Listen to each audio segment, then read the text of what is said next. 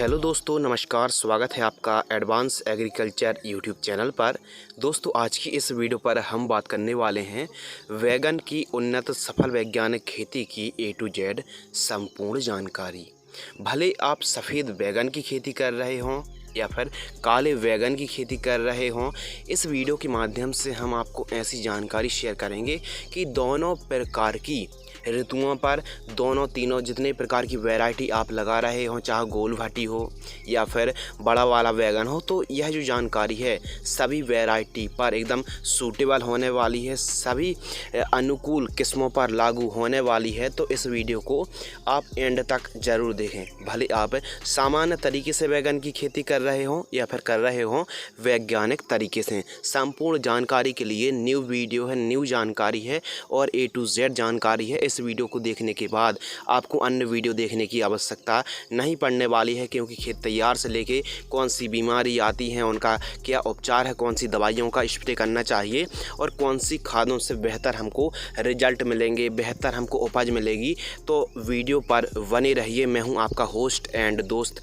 शिव कुमार। चलिए शुरू करते हैं। सबसे पहले जो अनुकूल समय है बरसात के लिए, आप जून जुलाई अगस्त महीने पर वैगन की खेती कर सकते हैं। वहीं गर्मियों के लिए अक्टूबर नवंबर दिसंबर पर आप खेती कर सकते हैं। सूटेबल सॉइल के बारे में बात करें और टेम्परेचर के बारे में बात करें तो इसको आप काली मिट्टी, काली दोमट, पीली भूमि, लाल भूमि और इसके साथ साथ चिकनी दोमट, हैवी मिट्टी पर भी खेती कर सकते हैं और हल्की मिट्टी पर भी खेती कर सकते हैं। मृदा की pH वैल्यू 5.5 से 7.5 के आसपास होनी चाहिए। उत्तम जल निकास का प्रबंध होना चाहिए और वाटर होल्डिंग कैपेसिटी अच्छी होनी चाहिए। और टेम्परेचर की बात करें तो न्यूनतम टेम्परेचर 14-15 डिग्री सेल्सियस और अधिकतम जो टेम्परेचर है 35-36 डिग्री सेल्सियस का जो टेम्परेचर है काफ़ी अनुकूल माना जाता है। खेत की तैयारी सबसे पहले मीडियम गहराई में चलने वाले जैसे कल्टीवेटर है, तोता हल है, दगफिट से आपको पहली और दूसरी जुताई आपको कराना है। उसके बाद आप 1 से 2 ट्रॉली गोबर की एकदम पकी हुई खाद को पूरे खेत में बिखेर दीजिए और रोटोवेटर से खेत को आपको समतल करा देना है। और यदि आप बरसात खरीफ सीजन पर वैगन की खेती कर रहे हैं तो मार्च अप्रैल महीने पर ही आप प्लाऊ से मतलब गहराई में चलने वाले जैसे प्लाऊ होता है उससे आपको प्लाउइंग कराना चाहिए। और 15-30 दिन की तेज़ धूप लगेगी तो मिट्टी में जो भी नुकसान पहुंचाने वाले हार्मफुल जो फंगस होते हैं उन पर आपको काफ़ी अच्छा कंट्रोल मिलेगा। मोथा घास की गांठें भी सूख जाएंगी और मिट्टी उपजाऊ बनती है। गहराई में चलने वाले प्लाऊ से आपको प्लाउइंग कराना चाहिए गर्मियों के दिनों पर और बरसात पर आप खेती कर सकते हैं। वेड तैयार यानी वेड प्रिपेयर आपको कैसे करना है, तो वेड मेकर या फिर वेड राइजर से कुछ इस प्रकार हमको वेड तैयार कराना चाहिए। वेड से वेड की दूरी 2.5 फीट, वेड की चौड़ाई 2.5 से 3 फीट और वेड की ऊंचाई 1 फीट आप रख सकते हैं। पहले आपको हाफ वेड बनवाना है। उसके बाद आपको वेसल डोज के रूप में 2 ट्रॉली गोबर की खाद, DAP आपको लेना है 50 किलोग्राम, सिंगल सुपर फास्फेट उर्वरक खाद 50 kilogram, MOP muriate of potash 25 kilogram. इन चारों को मिक्स करके वेट के ऊपर दे करके डमरू को ठीक तरीके से चलवाएं और उसके बाद आपको ड्रिप बिछवानी है। ड्रिप आप अपनी वैगन की खेती पर 16 mm इनलाइन 1.5 फीट बटन वाली आप बिछवा सकते हैं, लगवा सकते हैं, इंस्टॉल करा सकते हैं। अच्छी कंपनी की ही आपको ड्रिप एरीगेशन के रूप में प्रयोग करना चाहिए। उसके अलावा मल्चिंग पेपर जो आता है सब्जियों पर स्पेशल वैगन की खेती यदि आप वैज्ञानिक तरीके से करते हैं तो 8 से 9 महीने तो बड़े ही आराम से आसानी से चल जाती है। तो 25 माइक्रोन की मल्चिंग पेपर आपको लगानी चाहिए। यह 1 एकड़ का जो खर्च होता है 25 माइक्रोन का मल्चिंग पेपर लगभग 12-14 हज़ार रुपये के हिसाब से 1 एकड़ का खर्च जाता है। वहीं ड्रिप यदि अच्छी कंपनी की लगाते हैं तो ये मान लीजिए 40-45 हज़ार रुपये का एकड़ का खर्च आपको आएगा। प्रति एकड़ सीड्स रिक्वायरमेंट यदि आप 1 एकड़ पर बैगन की खेती कर रहे हैं तो 80 से 90 ग्राम और अधिकतम 100 ग्राम तक सीड्स की आवश्यकता पड़ सकती है। और यदि पर एकड़ प्लांट्स रिक्वायरमेंट की बात करें तो यदि आप सिंगल लाइन पर प्लांटेशन कर रहे हैं तो 7000 से 8000 पौधे की आपको ज़रूरत पड़ने वाली है। यदि पौधे से पौधे की दूरी आप 1.5 फीट रखते हैं तो वैगन की खेती आपको सिंगल लाइन पर ही प्लांटेशन करना चाहिए। बहुत ही इम्पोर्टेंट बात है।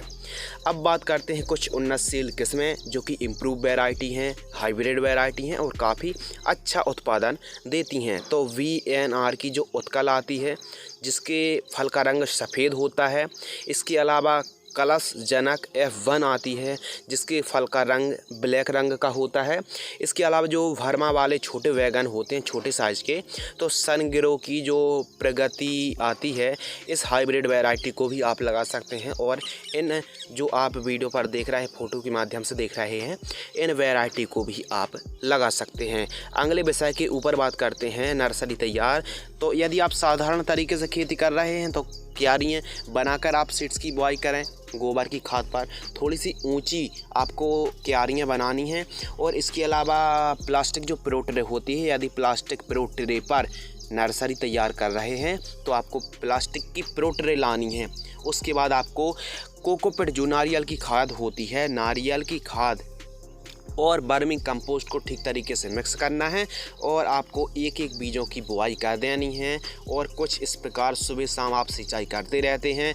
आवश्यकता अनुसार कीटों की रोकथाम करने के लिए जैसे नीम ऑयल है, फिश ऑयल है, इमिडाक्लोप्रिड का यदि स्प्रे करते हैं तो ये मान लीजिए कि जो भी रोग लग रहे हैं, जो भी बीमारी आ रही हैं, जो भी कीटों का प्रकोप है, तो आसानी से आप निजात पा सकते हैं। और इस प्रकार जब 12-15 दिन की होती है तो नीम ऑयल या फिर इमिडाक्लोप्रिड 17.8% 15 लीटर पानी में 5 से 6 ml की दर से आप छिड़काव कर सकते हैं। इस प्रकार यदि आप नर्सरी तैयार करते हैं तो मात्र 22 से 25 दिनों पर स्वस्थ नर्सरी तैयार हो जाती है। स्वस्थ नर्सरी जब 3 से 4 इंच की हो जाए तो हमको प्लांटेशन कर देना चाहिए। अगले टॉपिक के ऊपर बात करते हैं प्लांट ड्रेंचिंग। स्वस्थ ग्रोथ के लिए, बढ़वार के लिए ड्रेंचिंग करना बहुत ही ज़रूरी है।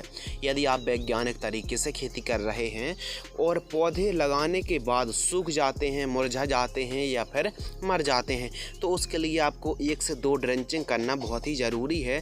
फर्स्ट ड्रेंचिंग 2 से तीसरे दिन रोपाई से 400 लीटर पानी के साथ ह्यूमिक एसिड 500 ग्राम और NPK घुलनशील खाद 19-19-19 1 किलोग्राम, इन दोनों को मिक्स करना है और प्रति एकड़ की दर से जड़ों के पास आपको ड्रेंचिंग कर देना है।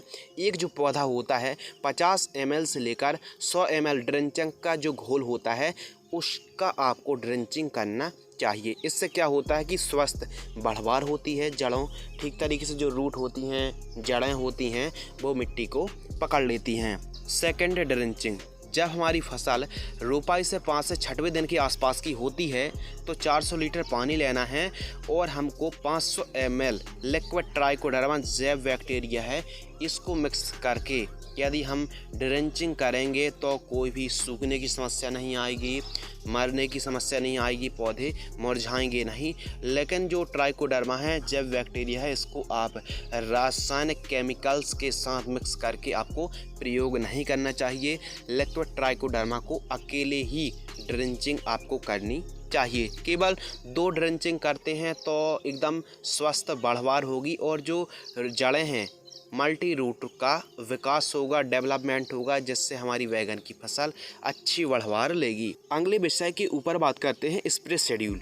वैगन की फसल पर कई प्रकार की तमाम प्रकार की बीमारी, रोग, डिजीज़, फंगस आते हैं तो उन्हें हम कैसे कंट्रोल, रोकथाम कर सकते हैं, इस वीडियो के माध्यम से एक एक रोग, बीमारी का हम सॉल्यूशन बताने वाले हैं। तो सबसे पहले कीटों का नाम बताते हैं कि कौन कौन से कीट, फंगस, डिजीज़, बीमारी आती हैं।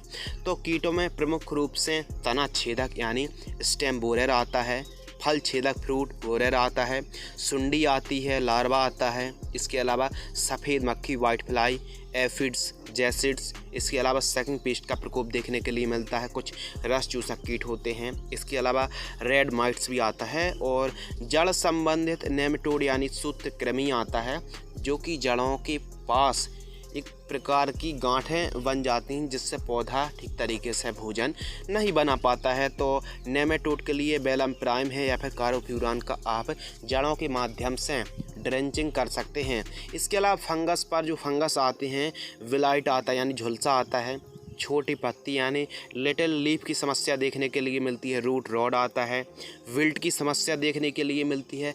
एकदम सबसे बड़ी जो समस्या है विल्ट की, इसका एकदम फलता फूलता पौधा का पौधा ही सूख जाता है। तो उसके लिए भी हम आगे चल के उपचार बताने वाले हैं, तो वीडियो पर बने रहिए। यदि आप इस वीडियो को स्किप कर देते हैं तो महत्वपूर्ण जानकारी से आप नॉलेज से अनभिज्ञ रह जाएंगे। सबसे पहले बात करते हैं तना छेदक यानी स्टेम बोरर आता है, जो कि वैगन की फसल पर काफ़ी ज़्यादा नुकसान पहुँचाता है। तो फ्लुवेंडिया माइट प्लस डेल्टा मैथ्रीन का जो कॉम्बिनेशन आता है, इसका स्प्रे कर सकते हैं, जैसे फेनोस्क्विक वायर कंपनी की। इसके अलावा क्लोरेंट्रा नीलिप्रोल और लैम्डासालोथ्रीन का जो कॉम्बिनेशन आता है, जैसे कि आता है सिंजेंटा कंपनी की एम्प्लीगोपार, 15 लीटर पानी में 10 ml की दर से स्प्रे कर सकते हैं। इसके अलावा कार्बोफ्यूरान ग्रेन्यूल्स फॉर्म वाला आता है इंसेक्टिसाइड दानेदार, इसका भी प्रयोग आप कर सकते हैं 1 एकड़ पर 1 किलोग्राम से लेकर 3 किलोग्राम अधिकतम तक। एमामेक्टिन वेंजॉइट 5% एसजे से प्रोक्लेम आता है, 15 लीटर पानी में 8 से 10 ग्राम की दर से आप स्प्रे कर सकते हैं, या फिर थियोडी कार्ब इंसेक्टिसाइड का भी आप स्प्रे कर सकते हैं। तो इन कीटनाशक में से किसी भी एक कीटनाशक का यदि आप स्प्रे करते हैं तो तना छेदक पर काफ़ी अच्छा आपको कंट्रोल मिलेगा, रोकथाम मिलेगी। अगले टॉपिक के ऊपर बात करते हैं फल छेदक फ्रूट बोरर, यानी फल सड़न की जो समस्या आती है फल छेदक से आती है, और इसकी रोकथाम करने के लिए किसी एक कीटनाशक दवाई का आप स्प्रे कर सकते हैं, जैसे सुमिटोमो केमिकल्स लिमिटेड का सुमी प्रेम पद के नाम से आता है, इसका स्प्रे कर सकते हैं। एम्प्लीगो का स्प्रे कर सकते हैं। टाटा की जो टाकमी आती है, या फिर वायर कंपनी की लार्वन आती है, इसका स्प्रे कर सकते हैं। डाउ की डेलीगेट आती है, या फिर ट्रेसर आती है वायर कंपनी की, इसका स्प्रे कर सकते हैं। एफएमसी की मार्शल आती है, तो इसका भी आप स्प्रे कर सकते हैं। कोई एक का स्प्रे आपको करना है, ज़रूरी नहीं कि आपको सब कीटनाशक दवाई को ख़रीदना पड़े। आवश्यकता अनुसार किसी एक दवाई का भी स्प्रे करते हैं तो आपको आसानी से उस बीमारी पर कंट्रोल मिल जाएगा। इसलिए हम 3-4 दवाइयों के नाम ले रहे हैं। हो सकता है कुछ किसान भाइयों के पास यह दवाई उपलब्ध ना हो, तो बदल कर भी आप प्रयोग इस्तेमाल कर सकते हैं। अगला जो कीट है वाइट फ्लाई यानी सफ़ेद मक्खी, यह रस चूसक कीटों की श्रेणी में आता है और वायरस को सबसे ज़्यादा फैलाता है। उड़ने वाला कीट है, वाइट फ्लाई है, सफ़ेद मक्खी है, काफ़ी ज़्यादा क्षति पहुंचाता है। और जो वायरस होता है एक ग्रसित पौधे में बैठती है, फिर जाके दूसरे स्वस्थ पौधे में बैठती है, तो पूरे खेत में ट्रांसमिशन करती है, वाइट फ्लाई वायरस को फैलाती है। तो इसकी रोकथाम करने के लिए जैसे सिंजेंटा कंपनी की जो एकतारा आती है, इसका स्प्रे कर सकते हैं। एसिटामिप्रेड को स्प्रे कर सकते हैं। जीएसपी कंपनी की SLR 525 आती है। लैनो कीटनाशक आती है।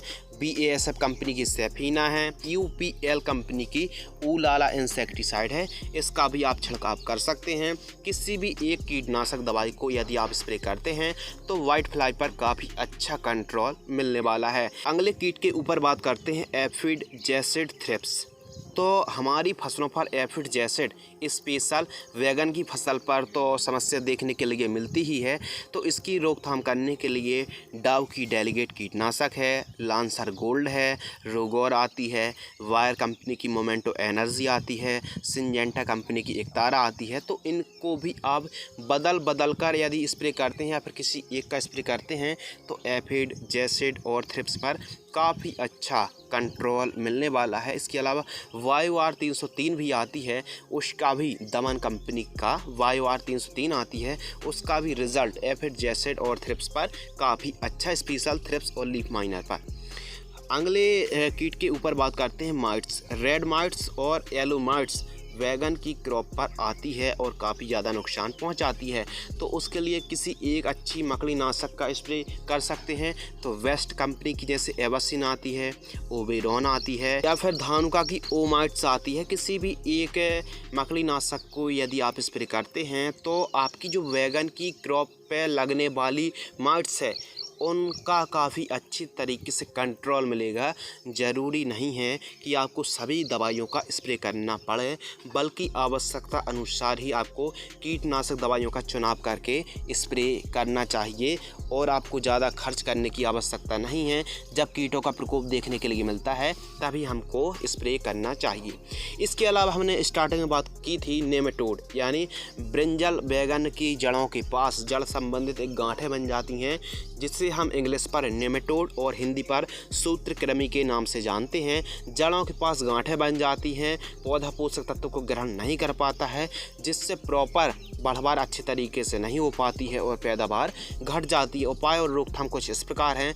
वायर कंपनी की बेलम प्राइम आती है, इसको 350 ml प्रति एकड़ की दर से 200 लीटर पानी में घोल करके आपको ड्रिंचिंग करना है, या फिर आप ड्रिप से भी छोड़ सकते हैं। अंगली जो बीमारी है, जो कि काफ़ी ज़्यादा खतरनाक है और काफ़ी ज़्यादा नुकसान पहुंचाती है, बैक्टीरिया विल्ट, फलता फूलता पौधा भी सूख जाता है।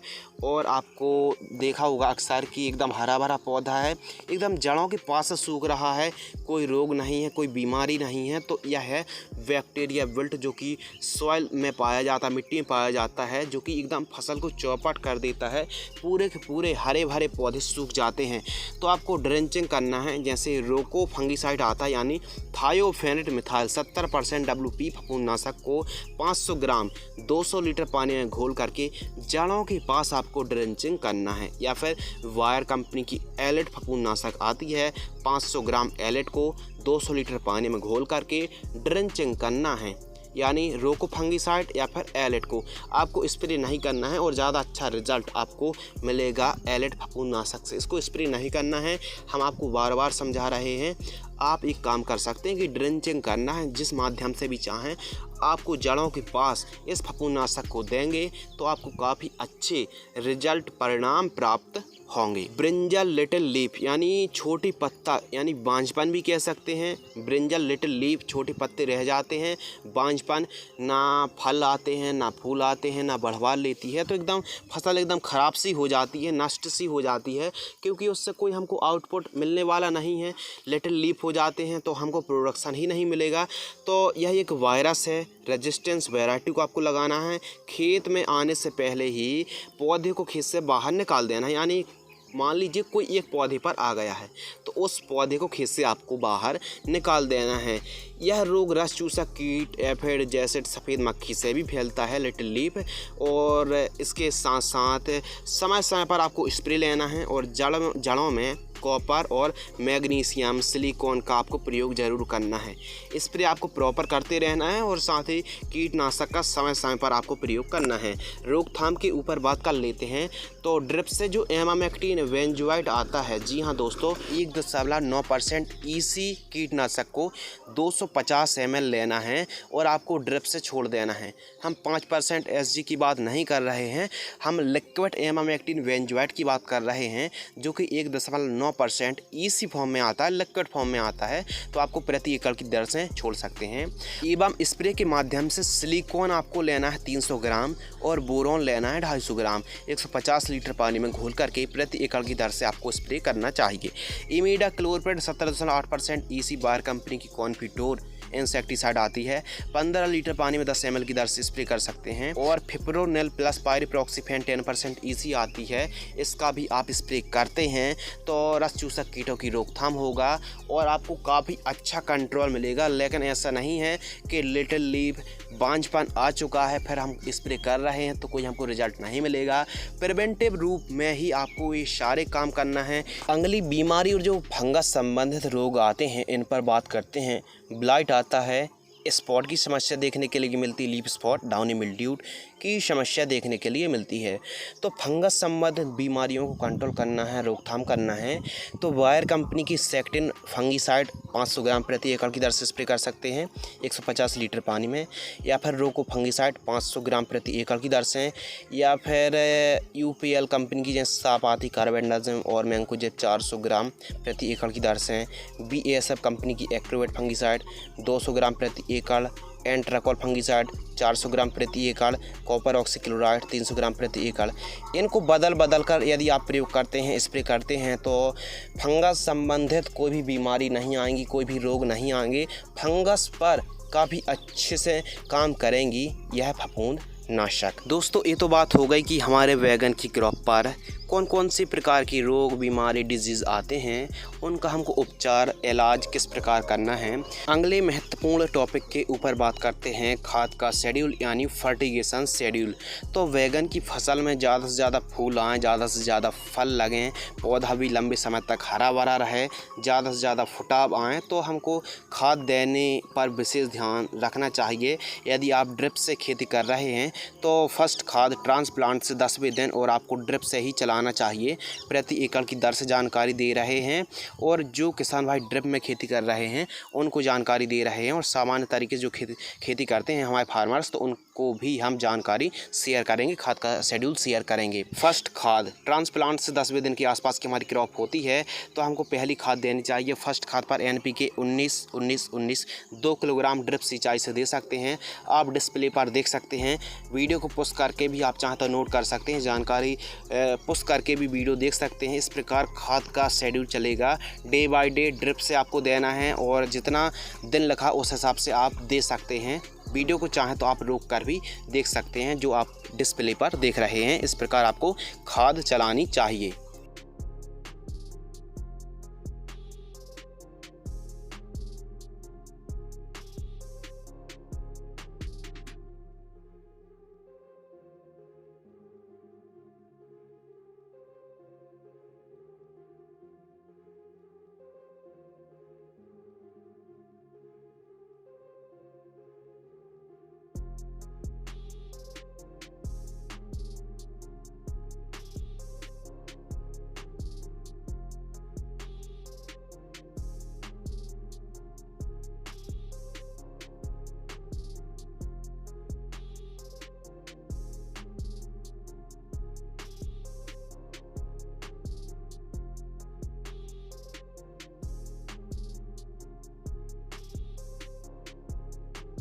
अगले विषय के ऊपर बात करते हैं फर्स्ट हार्वेस्टिंग। जैसे हमने रोपाई की, फर्स्ट हार्वेस्टिंग 55 से 58 दिनों पर एकदम पौधे पर फल फूल आना चालू हो जाते हैं। फर्स्ट हार्वेस्टिंग के लिए क्रॉप तैयार हो जाती है।